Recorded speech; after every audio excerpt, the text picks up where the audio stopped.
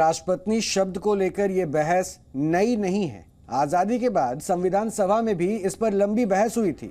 उस समय संविधान सभा में यह प्रश्न उठा था कि अगर कोई महिला देश की राष्ट्रपति बनती है तो क्या उसे भी राष्ट्रपति कहा जाएगा या इसकी जगह उन्हें राष्ट्रपत्नी कहकर संबोधित करना सही होगा। इस बहस के जवाब में तब राष्ट्रपति के लिए कई शब्द सुझाव के रूप में सामने आए। ये शब्द थे नेता, कैप्टन, कर्णधार और सरदार। इसके अलावा संविधान सभा के एक सदस्य ये भी चाहते थे कि राष्ट्रपति को चीफ एग्जीक्यूटिव कहकर संबोधित करना सही होगा। हालांकि लंबी बहस के बाद संविधान सभा ने राष्ट्रपति शब्द को ही स्वीकार करने का निर्णय लिया और इसके बाद भारत में जितने भी नेता इस संवैधानिक पद पर चुनकर आए उन्हें राष्ट्रपति कहकर ही संबोधित किया गया।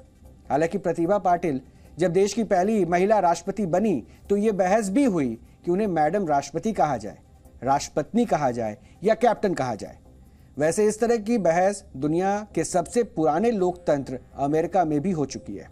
साल 2016 में जब हिलरी क्लिंटन अमेरिका में प्रेसिडेंट का चुनाव लड़ रही थी तो अमेरिका के सामने भी 200 वर्षों में पहली बार यह सवाल आया कि प्रेसिडेंट एक महिला भी हो सकती है।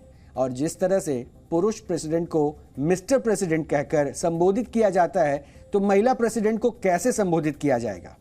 उस समय मैडम प्रेसिडेंट और मिसेस प्रेसिडेंट शब्द की चर्चा हुई और वहां की महिला सामाजिक कार्यकर्ताओं का कहना था कि महिला प्रेसिडेंट के लिए मैडम प्रेसिडेंट शब्द इस्तेमाल होना चाहिए, क्योंकि मिसेस प्रेसिडेंट संज्ञा उनके वैवाहिक जीवन को रेखांकित करती है, जबकि मिस्टर प्रेसिडेंट संज्ञा से यह बात रेखांकित नहीं होती।